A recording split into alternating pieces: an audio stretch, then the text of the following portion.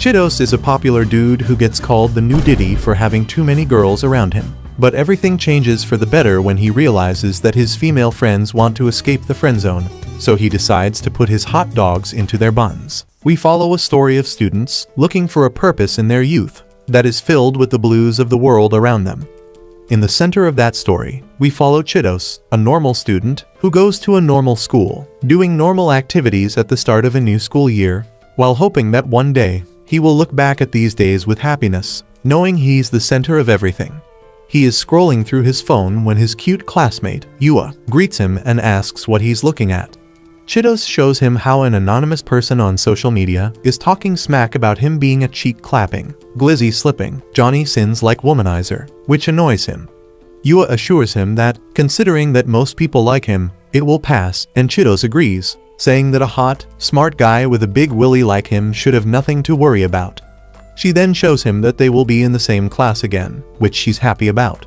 But when Chidos points out that their whole group is in the same class as well, Yua is not happy that he didn't react to her first statement. Then, they meet with their gang, and Yuko greets them with a bright smile. She holds Chidos' hands, celebrating that they are in the same class again, and Chidos tells her that he would have been sad without her. But Yua quickly says that Chidos was busy ogling at girls' cheeks on the walk to school, which gives Yuko the ick. Chidos tells Yua that she's just jealous, and it earns Chidos a smack from Kaido, who is the basketball team's superstar. And alongside him is Kazuki, a superstar of the football team. They put their hands together, and each announces that they are the group's leader before going to class. There, Chidos is greeted by Haru, the girls' basketball team star, who acts like she's one of the boys, and she teases Chidos about cutting his long hair. With her is Yuzuki, who is a part of the basketball team, and is considered one of the prettiest girls alongside Yuko. But unlike Yuko and her natural cuteness, Yuzuki carries more aura around her. Then, before class starts, Chidos declares that Team Chidos, their popular group, is reunited. But the others all declare that their name should be the brand.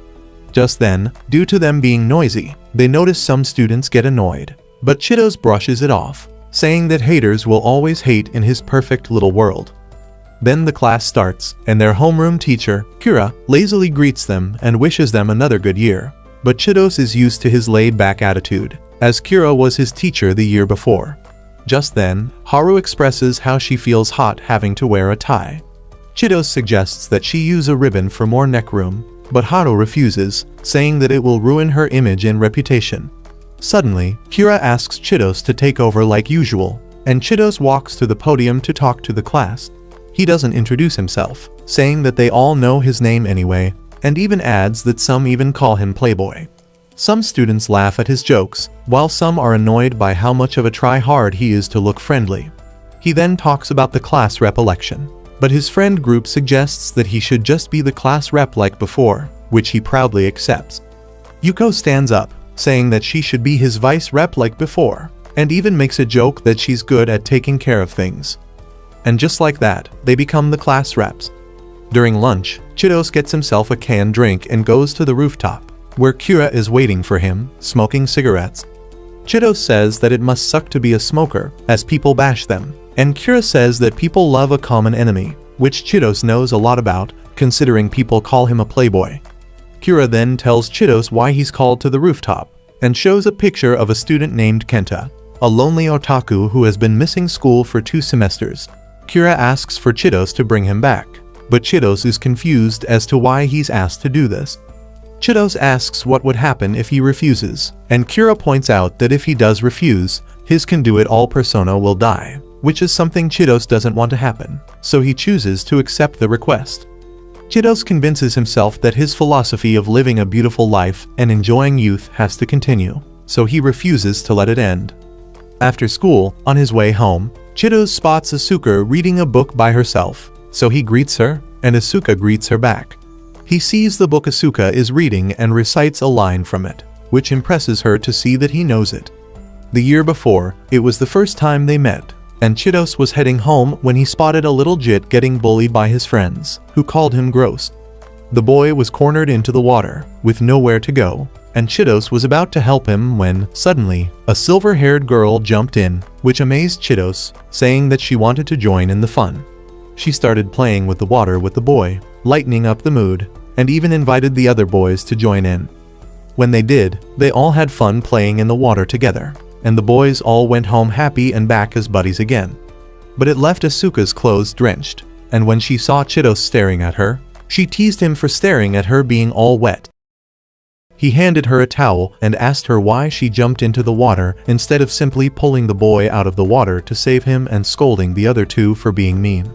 Asuka said that she thought it would be better if the boys went home messy and smiling instead of them fighting each other, even if it cost her drenching her clothes. Chitos then asked her for her name, and when she gave it to him, saying that her name meant tomorrow's wind, Chitos was immediately captivated by her.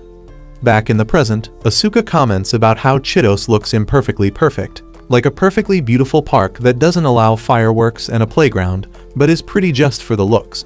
Suddenly, she asks a hypothetical question, wondering who he would save between her and a girl she's closest to if they are both drowning, and that he only had a two-seater kayak. He suggests that one of them just hangs on, but Asuka adds that there are piranhas in the water. Asuka confidently declares that she would save him, saying that she likes him more than any boy on her class. Chitos says that she's bad at her romantic proposal, but she tells him that it's not a proposal. She claims that someone like Chitos wouldn't choose either, and rather, Chitos would put both girls in the kayak, while he would let himself get eaten by the piranhas, just because a self-sacrifice would be the most beautiful choice. Chitos laughs at that idea, saying that he wouldn't do that, but Asuka insists that a self-sacrificing person is exactly who Chitos is, which leaves Chitos speechless. That night, Chitos ponders to the moon, questioning whether, among the millions of people around him, he is fully living up to his role. As he looks to the moon, he wonders if Kenta is looking at the same moon, but unbeknownst to him, Kenta has his curtains closed, as he has closed himself off from the world. The next day, Yuzuki confronts Chitos, asking if anything is troubling him, and Chitos is not surprised, knowing that Yuzuki is someone who picks up people's moods, so he tells her about his mission from Kira to get Kenta to come back to school. She offers to come along with him, saying that it's better with company, and notices how Yuzuki, even when offering to help, makes sure that she looks perfect. He tells her that he already asked someone, and she tells him that he can always ask for her help, as she likes helping people she respects. After school, Chitos waits for Yua, and when she shows up, she trunks back to put on makeup, ensuring she looks good in front of Chitos. She asks why he invited her, and he says that, unlike him, she doesn't have many people who don't like her.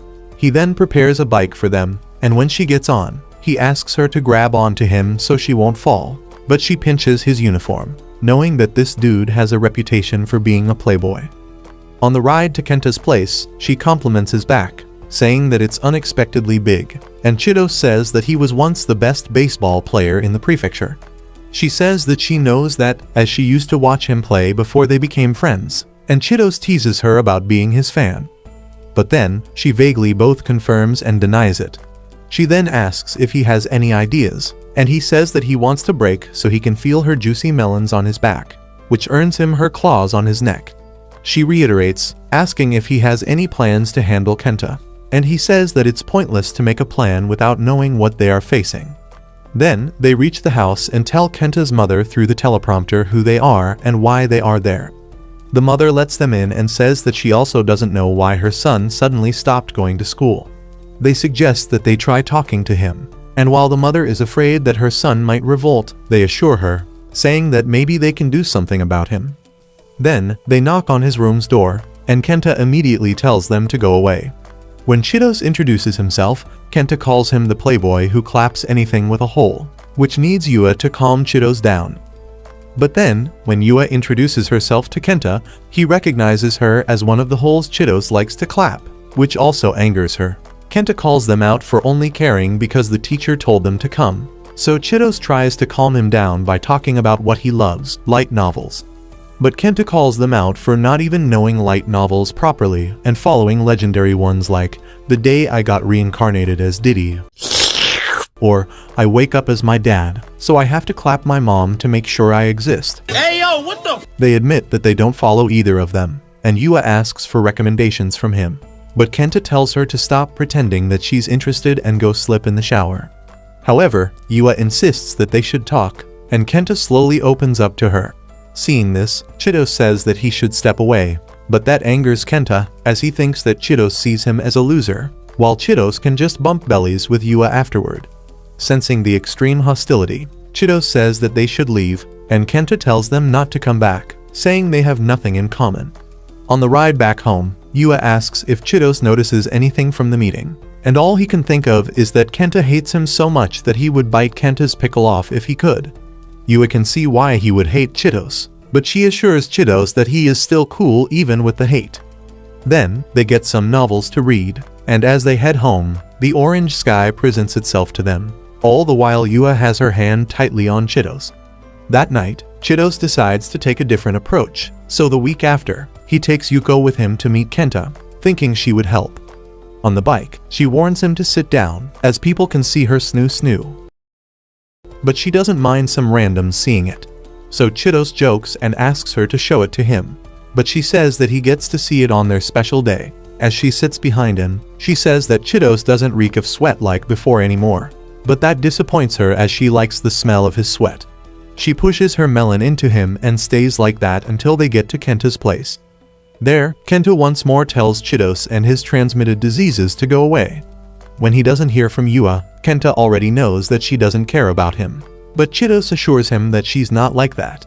Then, Yuko introduces herself to Kenta, and like before, Kenta calls her one of the plot holes Chitos likes to clap, but she doesn't get what he means. When Chitos explains, she gets offended, saying that her plot holes are limited edition, and that his words are mean.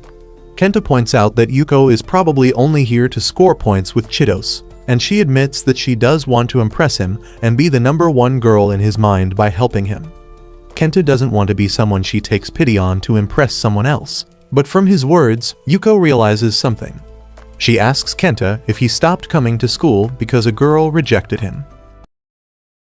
And he confirms it by saying that she's the same way as someone trying to impress Chitos. But unlike Kenta, Yuko claims that she's willing to win him over against other girls, and that him being nice to everyone is why she has feelings for him. Hearing that frustrates Kenta, so Chitos asks Yuko to have some tea downstairs while he takes over. Understanding what happened, Chitos asks Kenta to open the door so they can talk and he can help him. But Kenta refuses to open the door, ordering Chitos to go away and eat dirt. But when Chitos walks away, Kenta secretly wishes he could have been on the other side of the door with them. But then, moments later, Kenta sees a shadow figure in his window, and suddenly, Chitos breaks the window with a baseball bat, shocking Kenta. With a smile, he invites Kenta to join him and find something in common with each other. Kenta tells Chitos that what he did is a crime, but Chitos assures him that Kenta's mother has given him permission. Chitos then sits down across from Kenta, turns on the light, and suggests that they have a heart-to-heart conversation. Hearing that, Kenta pours his heart out and expresses how much he hates the popular kids for looking down on losers like him, and that they should have learned to treat them as actual people.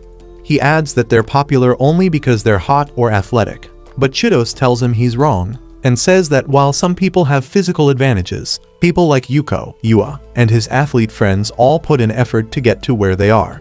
Kenta brings up the fact that losers like him can't defeat the gifted kids no matter how hard he tries, which makes it pointless, but Chitos disagrees and says that he has to believe in himself and his hard work, that one day he can succeed. Chitos then teaches Kenta how to communicate, and when Kenta gives it a try, he manages to talk about how Chitos has grown to like reading light novels.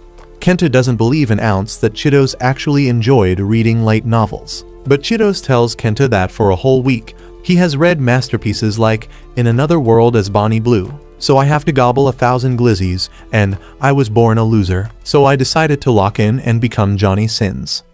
To prove further that Chitos does read them, he tells Kenta in detail the story he read, which amazes him, and Chitos says that he is actually an avid reader. Kenta asks Chitos why he did all of that, and Chitos says that he hates people who insult others without knowing them first, which was what Kenta did to him. Chitos says that the base of communication is wanting to know someone else better, which was what Yua and Yuko tried to do with Kenta. So Chitos points out that Kenta is a hypocrite for doing exactly what he hated about people, which took Kenta aback. Chitos then pulls out a book from Kenta's bookshelf and tells Kenta a story about a man who has God-gifted talents. The man Chitos says was someone handsome, had a big willy, and was nice to everyone. but he also achieved good grades and a reputation through training and hard work. However, because he was too perfect, people started hating him and would capitalize on mocking him if he ever slipped even a little bit. He then started purposefully lowering his grades to make people like him, but they all hated him even more, which annoys Kenta, who is hearing this story. However, Chido says that a teacher saved that man by making him feel comfortable with his own God-given gifts and advantages, and that someone like him has to take charge and lead the people.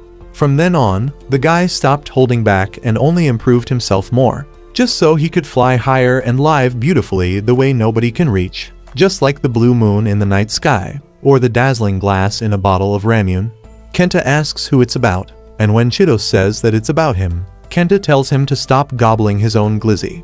But Kenta does admit that he did make Chidos the bad guy in his life, even though he doesn't know him well. Chidos believes that people over-idealize and demonize popularity at the same time, but Kenta doesn't see it as a bad thing, considering that Chidos is winning in life. Chidos asks him for an example of him winning, and Kenta points out that it's easy for him to bag any baddies due to his handsome mug. But Chidos adds that it's a disadvantage when he gets called a womanizer for it on a daily basis. Kenta brings up that there are people who want to put them down, and while Chidos agrees, he assures Kenta that his friends are all good people. Chidos suggests that Kenta should focus on himself and not on other people's hatred. Kenta brings up how it's easy for him to date people, but while Chidos acknowledges that, he says that it's troublesome when his own friends have feelings for him, and he has to cruelly reject his own friends from their feelings, which could end with him being painted as the bad guy. Kenta then wants to talk about what happened to him, and Chidos is relieved that he wants to open up, but tells Kenta that he can already guess how Kenta told a fellow otaku his feelings for her, and she brutally rejected him, as Kenta is not some hot, handsome Chad, which made Kenta hate her and everyone. The two bond over Kenta's traumatic experience, and Yuki listens from the outside, happy that they're making progress.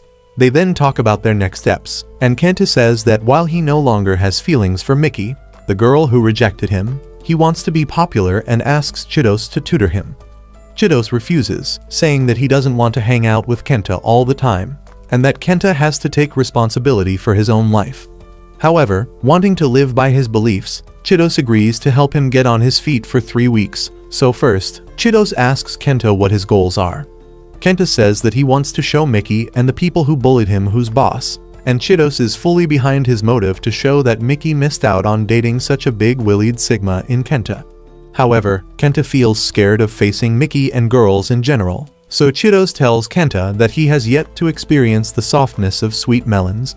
That gets Kenta's attention, so Chidos encourages him that he has to rise up to be someone better, so one day, he can plant his hot dog between some sweet buns. Later, Kenta goes downstairs to apologize to his mother for the trouble and to Yuko for insulting her, and Yuko assures him that they're cool, but points out that Kenta should shower. Yuko then helps out by cutting Kenta's hair, and Chidos says that what they should do first is to give him a makeover, so he orders Kenta to go on a diet. He then takes Kenta's phone and bans him from using social media for the time being. When Kenta asks why, Chidos says that Kenta has to first understand why hating on other people with anonymous accounts is not good for him. Afterward, Chidos sits down with Yuko, who is happy that everything went smoothly, and Chidos says that he only pushed Kenta to move on and find a new chick. Yuko praises him, saying that his attitude makes it easy for people to like him, the same way she likes him. Chidos asks that she not bring up their past, but Yuko wishes that one day, Chidos can open his heart for her, as there are a lot of things that she wants to express to him. The next morning, Kenta feels nervous to come back to school after months of being absent, but Chidos assures him that being nervous is the first step of making a big change in his life. Chidos pops into the class with Kenta and introduces Kenta to everyone with a light joke. He then jokes about how Kenta stopped going to school because he was rejected, and while Kenta feels tense, Chidos suggests that he has to make people laugh. Everyone in Chidos's friend group joins in the fun and makes fun of his rejection lightly, which gains laughter from the class. Kenta feels insecure about it, but Chidos teaches him that there is a difference between jokes and insults, and Kenta needs to know the difference between the two. Their teacher is about to walk in, but when he sees Kenta there, he realizes that Chidos succeeded in his mission, so he gives his students time to help Kenta adjust. Later, at lunch, the girls are confused by what Kenta brought for his lunch, and Kenta informs them that he needs to go on a diet, following Chidos's advice to make him look hotter. They then ask him about what happened, and Kenta tells them how he was part of a club of otakus, and there was a girl there, Miki, whom he had a crush on. But because another member of the club was hotter with washboard abs, Miki chose the handsome Chad instead of Kenta, even after he gathered the courage to confess, which broke his heart. Chidos adds that Miki called Kenta a fat loser who should choke on a glizzy before rejecting him, and they all show support to Kenta, saying that he was manly for even confessing to her. But later, one of the boys, Kazuki, confronts Chidos for suddenly bringing someone new into their group, and he warns Chidos that someone like Kenta cannot change into a different person that easily. However, Chidos disagrees and has full faith in Kenta to change into someone better. On the rooftop, Chidos sits down with Kira, who praises Chidos for completing his mission with style. But then, Chidos asks Kira what it means to live life truly for himself. Kira thinks about it for a bit, smokes a cigarette, and says that most people doubt their own judgment and sense of purpose, so they tend to look at others to compare or even drag others down. To live life fully, he says, is to fully believe in their own life compass, and that makes Chidos wonder whether his compass is still as good as it was before. A week later, Kenta manages to lose a few kilos like he's on Ozempic, so Chidos and Yuko take him to go shopping for some clothes to upgrade his appearance, starting with glasses, which Yuko thinks make him look snappy. Later, after shopping, Yuko suggests that they stop by the restaurant where he plans to meet his friends later. They sit down, and Kenta shows Chidos how the girls he liked, Miki, mocked him for inviting her, and the others meet up after he left the group chat. Chidos scoffs at how awkward it looks, and Yuko asks Kenta what he is trying to achieve by reconnecting with the friends who abandoned him. Kenta says that he wants them to see how much he has changed for the better, and that gives Yuko an idea, so she calls up a server to help take their picture. Kenta is amazed seeing the photo and how much he has changed, and Yuko points out that they look like best of friends. Chidos reminds Kenta that he has to always remember the effort he put into himself to improve, and he has to always have a never-stop improving attitude. Hearing that, Kenta quietly promises not to let his new friend's efforts go in vain. Watching Kenta being all smiles, Chidos acknowledges to himself that Kenta is amazing for actually changing for the better, and wishes that one day, Kenta will look back on this moment of his life with pride. Some days later, at school, Chidos is walking to class when he suddenly hears some people in class pressing Kenta, asking him why a pathetic loser like him is hanging out with Chidos's crew. Yua tries to defend Kenta, but the bullies tell her to stop acting like a princess and show who she really is, a dumb hoe. In the halls, Chidos is listening in, alongside Yuzuki and Kazuki. Chidos asks the two to help him out with the situation, and Chidos is pissed that this could harm Kenta's progress to be better. They step into the classroom, acting all chill and fun like usual. Chidos confronts the main bully, saying that he has no idea who he is, and the guy gets offended, saying that they faced each other in a baseball game before, and that his name is Yumura. Kazuki jumps in and quickly rizzes up the female bully, Ice, and she folds quicker than a single mom in front of a dude she can baby trap. But she says that Chidos and Kazuki should hang out with her instead of ugly dogs like Yua and Yuzuki. Then, Yumura asks why Chidos is hanging out with someone like Kenta, and Chidos states that he hangs out with whoever he chooses, even if it is Kenta. Sensing the tension, Kazuki says that they all should calm down, but Yumura doubles down, saying that he hates guys like Chidos who never experienced failure, and that scum like Kenta shouldn't waste Chidos's time. He lets go of Kenta's head, leaving him scarred by what he just experienced. Later, Kenta asks Chidos what he should have done against the bullies, and Chidos says that as long as he can keep his head high in his beliefs, their words will never reach him. On his walk home, Chidos feels like he's responsible for what happened, knowing he was the person who kick-started Kenta's change. He feels worried that if Kenta continues to go on this path, more people will hurt him, and it will leave him scarred for life. Just then, Haru pops up and asks Chidos to come with her to hang out. They go to the sports field and help each other stretch. They talk about Chidos's past as a baseball player and why he quit. While Chidos acts like he doesn't care that much about baseball, Haru calls him a liar, knowing how much hard work he put into the game. Then, they play basketball, and Haru challenges him, and if he loses, he has to tell her what's been bugging him. Chidos agrees, and if Haru loses, she has to tell him how many fingers she used every night.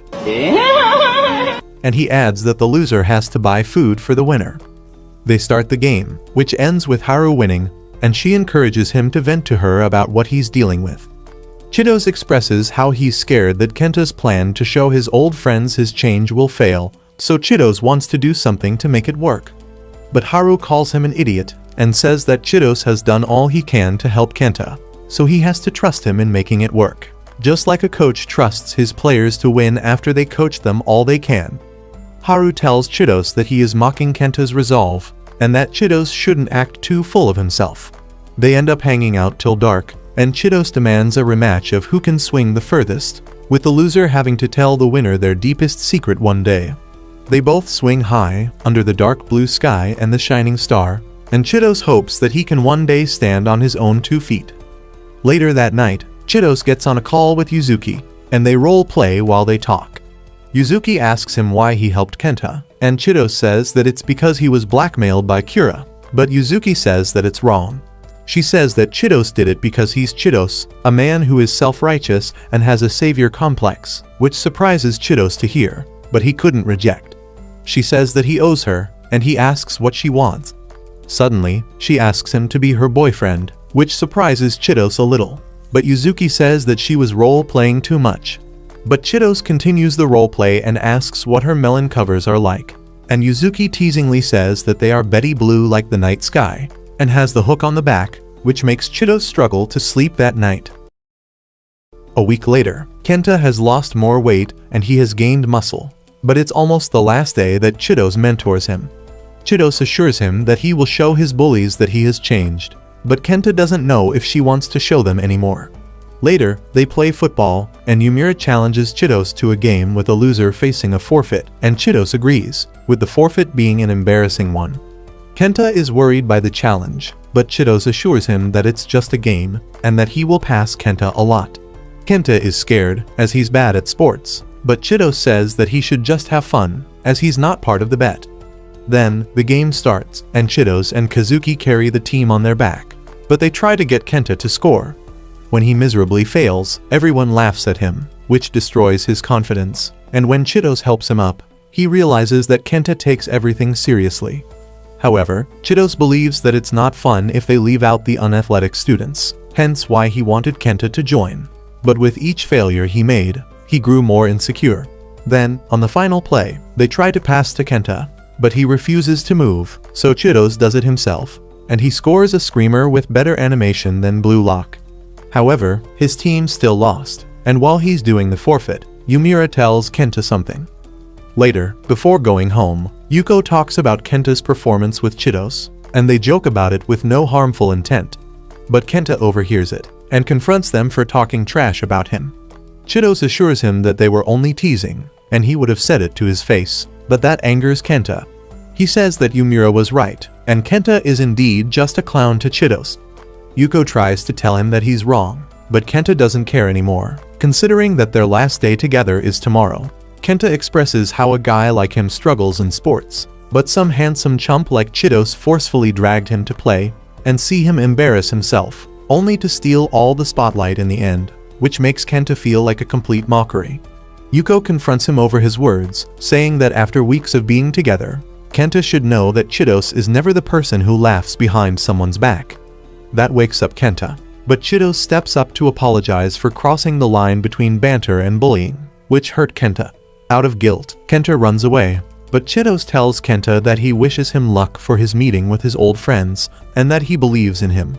Afterward, on the way home, Yuko calls Chidos a hero for trusting and helping someone like Kenta, and she admits that she herself didn't believe that Kenta could change. Chidos tells him that he's not a hero, but she insists that he is, believing that she has a good eye for people who are truly good deep down. Thank you for watching today's recap video. If you enjoy this recap and want a part 3, comment down below fat loss and hit the like button.